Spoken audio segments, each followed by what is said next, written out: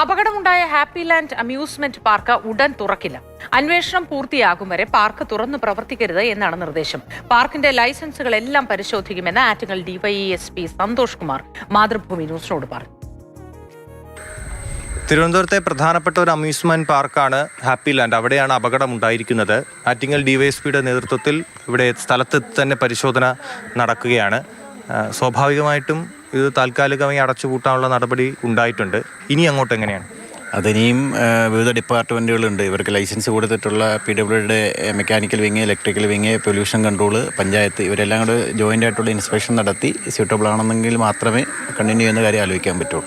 ഇതിന് മുമ്പ് ഇങ്ങനെ എന്തെങ്കിലും പരാതികൾ വന്നിട്ടുണ്ടോ സാർ? നിലവിൽ പരാതികളൊന്നും വന്നിട്ടില്ല.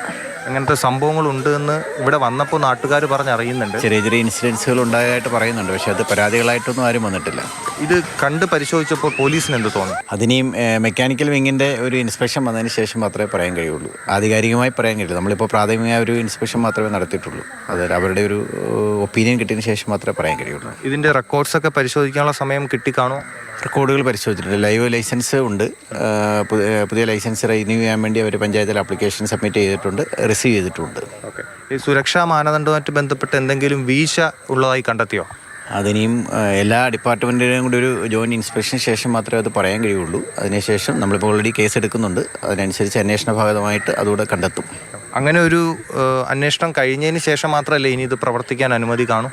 തീർച്ചയായിട്ടും അതൊന്ന് പരിശോധിച്ചതിന് ശേഷം മാത്രമേ അനുമതി നൽകുകയുള്ളൂ. ഓക്കെ.